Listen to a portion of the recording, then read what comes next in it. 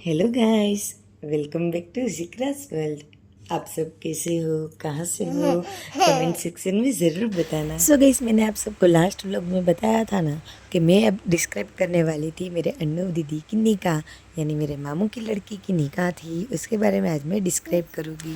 So guys, निकाह के दिन अन्नू को रेडी करने वाली थी मेरे खाला की लड़की। तो वो तो मेरे भाईजान के घर पे जा कर के उन लोग सब रेडी होने चले गए थे और मैं जाने वाली थी पार्लर में, लेकिन पार्लर हमारे घर से काफ़ी दूर था और सबको निकाह में टाइम पे पहुंचना था। तो इस वजह से मैंने एक जो नज़दीक वाला जो पार्लर है वहाँ पे ही मैं जा पहुँची। और मेरे क्या था कि जो मेरी ब्लाउज़ है उसको मैंने अभी तक फिटिंग भी नहीं हुआ था, तो मैंने वहाँ पे पार्लर पे ही जा कर के बैठे हुए जब तक वो मेरे हेयर स्टाइल बनाते तब तक के मैंने ब्लाउज़ को स्टिच किया और फिर उन्होंने मुझे रेडी करने का शुरू कर दिया। और यहाँ पे सबसे पहले जब अनु रेडी होने के लिए गई तब तक के हमने यहाँ पे नाश्ता रेडी कर दिया और उसो पे पहुँचा दिया ताकि वो अच्छे से नाश्ता कर ले, क्योंकि पूरा दिन उसे जी बिल्कुल भी वक्त नहीं रहने वाला था। और बाकी के सब गेस्ट को लेकर के मेरे मामू मानी तो हॉल पे ही थे, सिर्फ हम लड़की आई यहाँ पे घर पे आई थी कुछ सामान वगैरह लेने। मैं जब पार्लर में गई तब जिक्रा सोई हुई थी। मेरे मम्मा को मैंने बोला कि आप जिक्रा ऊपर नज़र रखते रहना। मैंने वीडियो कॉल चालू करके मम्मा को फ़ोन दे दिया था। उन्होंने जब तक के जिक्रा ना उठे तब तक के वो भी रेडी हो गए थे। फिर मैं जब पार्लर में रेडी हो गई, पापा मुझे लेने के भी आ गए। फिर जिक्रा घर पे उठी। मैंने उसको नाश्ता तो नहीं करवा सकती थी क्योंकि निकाह का ऑलरेडी टाइम हो चुका था। फिर मैंने उसको नींद में रेडी कर दिया, सब गेस्ट भी आ गए थे और फिर हमें हॉल पे जाना था।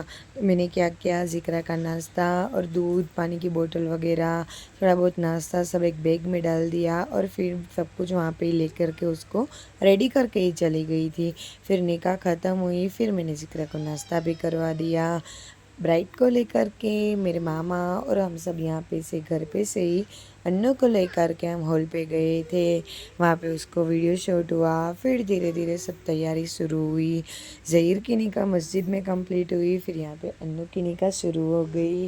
यहाँ पे सब बहुत रो रहे थे। अन्नू को हमने संभाला, हमें भी रोना आ रहा था। आखिर क्यों ना रोना हो, आखिर जब बहन की रुखसती होती है तब सबको रोना आ ही जाता है। फिर अन्नू को और ज़हीर को सबने खाना खाने बिठाया। फिर उन लोग के फ़ोटोशूट हुए फैमिली के साथ, फैमिली के बिना। सबने बहुत एंजॉय किया। फिर क्या है कि ज़िक्रा यहाँ पे से थोड़ा उसको चेंज वेंज करना था तो उसको वो किया, उसको फ्रेश कर दिया ताकि वो सबके साथ खेले और मैं अन्नू के साथ टाइम स्पेंड कर सकूं। फिर मैंने लेकर के उसको फ्रेश किया और फिर मेरी मम्मा को दे दिया। वो खिलौने से खेल रही थी। फिर अनु बहुत रो रही थी तो उसे चुप करवाया। उसने ठीक से खाना भी नहीं खाया था। फिर क्या है कि उसके लिए थोड़ी फ्रूटी और नाश्ता वगैरह मंगवा लिया और उसको वो करवा दिया। फिर उसका और ज़हीर का फ़ोटोशूट हो गया। फिर उन लोगों को बिठाया। फिर मेरे खाला है ना, वो अन्नू के लिए सरप्राइज़ गिफ्ट लेकर के आए थे। जी हाँ, निकाहनामा बनवाया था, दोनों के सिग्नेचर किए, फिंगरप्रिंट्स लिए और उनको गिफ्ट दिया। सब गेस्ट आए थे, उनको सबको खिलाया और फिर उनके साथ थोड़ी बातचीत की। सब बैठे थे साथ में। फिर धीरे धीरे करके सब एक के बाद एक सब मिलने गए। फिर मिलने का हो गया। फिर उन लोग ने कहा कि हमें विदाईगी का टाइम हो रहा है तो विदाईगी ले ही लेनी चाहिए, क्योंकि फिर उनको घर पहुँचते हुए शाम हो जाएगी, क्योंकि उनको सब जगह पे दुआ सलाम भी करके जाना था इस वजह से। तो थोड़े बहुत दोनों के फ़ोटोशूट हुए। फिर उन लोग का विदाईगी का टाइम हो गया। आई थिंक 5 या 6 बज गए थे, क्योंकि पहले अन्नू की विदाईगी हो गई, उसके बाद एक के बाद एक सब मेहमान गए। फिर थोड़े बहुत मेहमान घर आए। फिर वहाँ पे से सब कुछ अन्नू का जो कुछ बचा हुआ सामान था वो भी हम लेकर के यहाँ पे आ गए। घर पे आए तो सब बहुत रो रहे थे, क्योंकि घर पूरा खाली खाली लगता है। लड़की की विदाईगी के बाद घर एकदम से सूना हो जाता है। घर पे आकर के कुछ सूझ नहीं पड़ रही थी तो सब लोग आकर के बैठ ही गए। शाम को हम सब ने साथ में खाना खाया और फिर थोड़ी देर रेस्ट कर रहे थे। मैं और नाजू बहुत रो रहे थे। मैं बार बार उसके पास जा रही थी, क्योंकि मुझे पता है वो घर अन्नू के बिना एकदम ही सूना लगता है। तो नाजू बहुत ज़्यादा रो रही थी। मैं उसके पास बैठी थी, थोड़े बहुत सब लोग ने जो लिफाफे दिए थे वो सब लोग अरेंज कर रहे थे, जो लिस्ट में लिखने का था उसको भी लिख रहे थे। और फिर थोड़ा कुछ काम सब लोग बैठे और फिर साथ में खाना खा करके सब लोग बहुत थक गए थे, इस वजह से सब लोग जल्दी से सो गए। क्योंकि दूसरे दिन था अन्नू के घर पे वलीमा। ससुराल वाले जब वलीमा करते तब मायके वाले सब वहाँ पे जाते, उनको लिफाफे देते, तोहफे देते और बहुत एंजॉय करते। उसी बहाने हम लड़की को मिल भी लेते। मॉर्निंग में सब लोग उठे, फिर हमने सब कुछ जल्दी से थोड़ा बहुत काम कर लिया और फिर शाम की हमने तैयारी की, क्योंकि जहीर के घर पे जाना था अन्नू को मिलने। उन लोग का जो वलीमा था वहाँ पे हमें पहुँचना था, तो थोड़ा बहुत काम से रेडी होने का शुरू कर दिया। रेडी हो गए, फिर हम लोग गए जहीर के घर पे। वहाँ पे हमने थोड़ी देर एंजॉय किया, वलीमा हमने एंजॉय किया। फिर खाना खा कर के हम जल्दी से घर आए। फिर यहाँ पे सब तैयारी की, क्योंकि दूसरे दिन मेरे मम्मी पापा मेरे भाईजान भाभी जा रहे थे हज के लिए। वो सब मैंने शॉर्ट व्लॉग में मैंने सब कुछ आप लोग को डिस्क्राइब किया हुआ है। और गाइस आज है ना मैं अपने कमरे की सफाई कर रही हूँ। बहुत धूल मिट्टी के हिसाब से बाकी सब सफाई तो हो गई थी, अंदर की सब फर्नीचर की भी सब कुछ सफाई हो गई थी, लेकिन बाहर से सारे फर्नीचर, दीवार और सब फ्रेम्स, सब एसी, ये सब कुछ बाकी था। तो सोचा कि आज यही सब कुछ क्लीन कर देती हूँ। तो मेरी आदत के हिसाब से सबसे पहले मैंने लिक्विड वाला पोछा मार के फिर क्लीन कपड़ा लगा दिया और लास्ट में मैंने सब जगह पे कॉलिन वाला कपड़ा फिरा दिया, ताकि अच्छे से खुशबू भी आए और चमक भी रहे। इस वजह से, क्योंकि बार बार डीप क्लीनिंग नहीं होती। हाँ, जब भी मैं बेडशीट चेंज करती हूँ तब पूरा फर्नीचर क्लीन करती हूँ, लेकिन इतना डीपली मैं अंदर नहीं जाती, क्योंकि इतना वक्त भी नहीं रहता। नहीं तो 3-3 4-4 महीने को मैं जब भी डीप क्लीनिंग करती हूँ तभी इसी तरह से मैं सब कुछ क्लीन कर देती हूँ, ताकि क्या है कि हमें इतना सफाई करने का मौका ना मिले तो चल जाता है। और मैं इसमें ना क्या करती हूँ कि जब भी कोई डीप क्लीनिंग करनी हो या फिर कुछ भी ऐसा कुछ काम हो, तभी ना हेयर ऑयल कर लेती हूँ। एकदम से अच्छे से मसाज करके बाल है ना बांध लेती हूँ, ताकि है ना धूल मिट्टी उड़े या फिर कुछ भी ऐसा कुछ कचरा आए तो है ना मेरे बाल डैमेज ना हो। इस आप भी इस तरीके से ट्राई करना।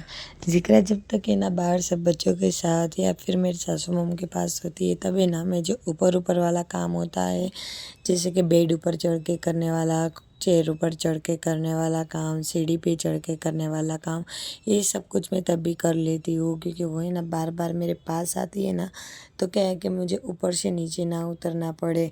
फिर अभी है ना मैं जब यहाँ पे देख लो, जब ड्रॉर और ये बारी वगैरह सब कुछ क्लीन कर रही थी ना, तब वो मेरे आसपास ही थी, तो तब क्या मैं उसे खिलौने भी दे सकती हूँ और बार बार उसके पास जा सकती हूँ। ये तो मेरे 3-4 घंटे सफाई चली थी, लेकिन मैंने ये थोड़ी मिनट्स में मैंने काउंट करके इसमें व्लॉग्स में ऐड किया है। नहीं तो क्या है, पूरा डीप क्लीनिंग तो 3 से 4 घंटे चलती है, लेकिन इतना लंबा व्लॉग में नहीं डाल रही। ये सब क्लीनिंग तो मैंने जब मेरे घर पे थी और जो हमारे यहाँ नियाज़ होती है तब की ये सारी क्लीनिंग वगैरह मैंने की थी।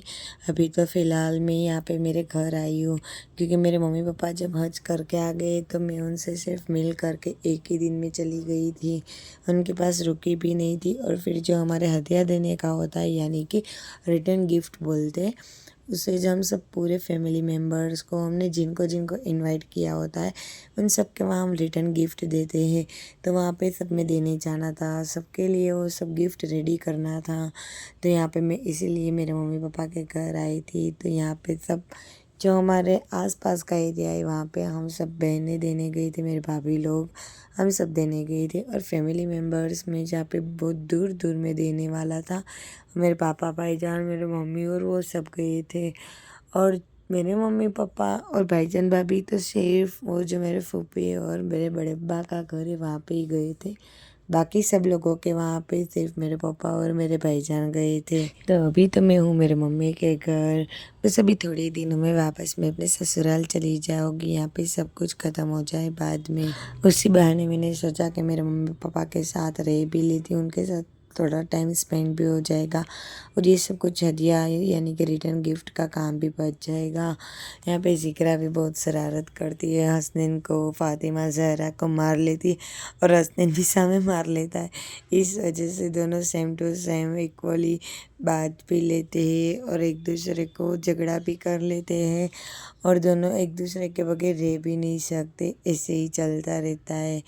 और फ़ातिमा ज़हरा भी मेरे पास बहुत ज़्यादा खेलती है। लास्ट टाइम जब मैं अपने मम्मी के घर आई थी, तब मेरे मम्मी पापा जब हज के लिए गए थे, तब फ़ातिमा ज़हरा मेरे ज़्यादा एकदम करीब हो गई थी, क्योंकि पहले तो मैं वो एकदम छोटी थी तब ये आई थी। लेकिन अभी क्या है कि अन्नू की शादी में वो थोड़ी समझदार हो गई थी, तो मेरे पास एकदम रहने लगी थी।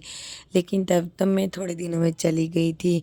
अन्नू का जब लावा हुआ, उसके बाद जब जो आना बुलाने जाती लड़की को, तब मैं उसको लेने गई थी। तब भी हमने खूब एंजॉय किया, क्योंकि अन्नू के घर गई थी, उसने उसका कमरा दिखाया, उसके वार्डरोब दिखाए। फिर हम उसको लेकर के यहाँ हमारे घर आ गए थे। फिर वो 4-5 दिन रुक करके फिर वो अपने ससुराल चली गई थी। फिर वो ईद करने आई थी, फिर से चली गई थी। इसी तरीके से लड़कियों का तो आना जाना रहता ही है। मैं भी इसी तरह करती थी, लेकिन अभी क्या है कि मम्मी के थोड़ा बहुत काम है और मुझे भी थोड़े दिन मम्मी पापा के साथ टाइम स्पेंड करना था, इसलिए मैं थोड़े दिन के लिए आ गई। अब पता नहीं कब वापस इधर आओगी। फिर तो क्या होता है कि ज़िक्रा है ना, इधर आती है ना तो सबके साथ बहुत एंजॉय करती है, क्योंकि वहाँ मेरे घर पे क्या है, डायरेक्ट हाईवे टच रोड है, तो इसीलिए ज़िक्रा को हम ज़्यादा बाहर नहीं खेलने देते। और यहाँ पे हम जो स्ट्रीट है वहाँ पे सब बच्चे लोग खेलते होते हैं, तो यहाँ पे मम्मी के घर पास वो बहुत एंजॉय करती है सब बच्चों के साथ। मेरे जो सब कज़िन्स हैं उनके बच्चे भी यहाँ सब इकट्ठा होती है, तो सबके साथ वो खेलती होती है। इसी बहाने क्या है कि वो बच्चों के साथ खेलकूद में उसे भी थोड़ा समझ आ जाता है कि हाँ, किन बच्चों के साथ किस तरीके से माइंड सेट होता है। यहाँ पे मैंने जो बात की ना कि हम जो हदिये पैक करते थे, वहाँ पे ज़िक्रा भी आती थी, तो क्या होता है कि वो है ना बहुत शरारत करती थी, तो सब उसे देख कर के चौंक जाते थे कि ये बच्ची इतनी शरारती हो गई है। कोई ना कहे कि 1.5-2 साल पहले मेरी ज़िक्रा की क्या कंडीशन थी। खैर उसे अब याद भी नहीं करना, लेकिन सबको एकदम खुशी होती है ज़िक्रा को देख कर के, क्योंकि वो है ना बार बार सीढ़ियाँ चढ़ जाती है, बार बार कोई ना कोई चीज़ ले करके इधर से उधर से इधर रख देती है। मैं सबको बोलती भी हूँ कि उसे थोड़ा डांटो, लेकिन यहाँ पे कोई नहीं डांटता। सब बोलते कि नहीं, बच्चे ऐसे ही होते हैं। लेकिन ज़िक्रा का क्या है कि जब तक कि उसे ना कहो वो चीज़ करती ही जाती है, तो मुझे उसे कहना पड़ता है, क्योंकि मुझे डर लगता है कि कहीं वो ऊपर चढ़ जाए फिर गिर ना जाए। यहाँ से उधर कूदम कूद करती है, वो चलता है। लेकिन क्या है कि हम जो हदिये पैक करते थे ना, तब वो जो चॉकलेट्स होते हैं, खजूर होती है, या फिर कुछ भी हम चीज़ें जो गिफ्ट के लिए लाए थे, वो सब को मैं वो सब बाद में व्लॉग शेयर करूँगी, जो हमने गिफ्ट लिए थे वो सब कुछ। लेकिन ज़िक्रा है ना इसी तरीके से करती है, तो उसे है ना थोड़ा मुझे कंट्रोल में रखना ही पड़ता है। आपके यहाँ से कौन हज के लिए गया था या फिर कौन उम्रा के लिए गए थे, मुझे ज़रूर बताना। और आप लोगों ने हदिये में क्या दिया वो भी मुझे ज़रूर बताना, ताकि हमें नेक्स्ट टाइम कुछ नया आइडिया मिल सके। और यहाँ पे ना अभी भी बारगाम के देने के जाने के अभी सब कुछ हदिये बाकी है, तब सोच रहे हैं कि कुरियर करे या तो फिर उनको रूबरू देने जाए। तो वो सबब हुई क्या है कि है ना बारिश भी बहुत ज़्यादा है, कई बार जरा भी नहीं होती और कई बार बहुत तेज़ बारिश होती है। तभी ना वो सोच रहे हैं कि क्या करें हम। और बारिश के हिसाब से ना मैं ज़िक्रा को क्या करती हूँ, फुल स्लीव के टी शर्ट पहना के, जो मैं हमारा सेकंड फ्लोर है वहाँ पे ज़्यादा रहती हूँ, क्योंकि नीचे भी ज़्यादा ठंडक रहती है और ऊपर भी बीच वाले फ्लोर में ज़्यादा नहीं लगती ठंडी। इस वजह से मैं ज़्यादा यहीं पे ही रहती हूँ पूरा दिन। यहाँ पे थोड़ा बहुत काम करके और फिर यहाँ पे ही मैं खाना खा लेती हूँ और फिर ज़िक्रा को भी रेडी कर देती हूँ। शाम को थोड़ी देर में उसे नीचे खेल लगाने ले जा रही हूँ। अभी यहाँ पे ना क्या हुआ था, ये व्लॉग देख रही हूँ तो उसमें आइडिया आया, जब बस सब कुछ क्लीन करने बस कंप्लीट ही हो रहा था कि नवाज़ का कॉल आया कि मुझे भूख लगी है, मैं घर पे आ रहा हूँ। उनका ऑफिस के टाइम कम से कम वो 6 या 6:30 के आसपास आ जाते, लेकिन अभी 5 ही बजे थे और उनका कॉल आया। तो फिर मैं झड़पी हाथ चला करके जल्दी से काम करती हूँ। और मुझे ऐसा भी नहीं गमता, जब भी मैं डीप क्लीनिंग करती हूँ तो करना एकदम अच्छे से करना या तो फिर नहीं करना, इस तरीके से मेरा कुछ काम है। तो फिर क्या है कि मैंने सोचा कि वो आते तब तक में शायद तो हो ही जाएगा खाने का, तो मैंने पहले ही रेडी कर दिया था। बस थोड़ा बहुत ये काम रह गया था। ज़िक्रा को तब मैंने सुला दी थी और फिर मैं काम कर रही थी, तो सोचा कि जल्दी से हो ही जाएगा। मैं जब भी डीप क्लीनिंग करती हूँ तब एक फ्लोर में कम से कम मेरे 10 से 15 दिन लग ही जाते हैं। और जब भी एक कमरा हो तो एक कमरे में पूरा दिन। और फिर क्या होता है कि अंदर का फर्नीचर तो मैं पहले ही कर चुकी होती हूँ, सिर्फ बाहर का करने में ही मुझे एक पूरा दिन लग जाता है। इसी तरह से मैं करती हूँ। मैं जब भी डीप क्लीनिंग करती हूँ तब काम में कोई कंप्रोमाइज़ नहीं करती, खाना वगैरह जल्दी बना लेती हूँ और फिर आराम से करती हूँ। सो आज की मेरी स्टोरी यहीं पे ही ख़त्म करती हूँ गाइस। कल फिर से मिलेंगे एक नए व्लॉग के साथ। Bye bye, have a good day.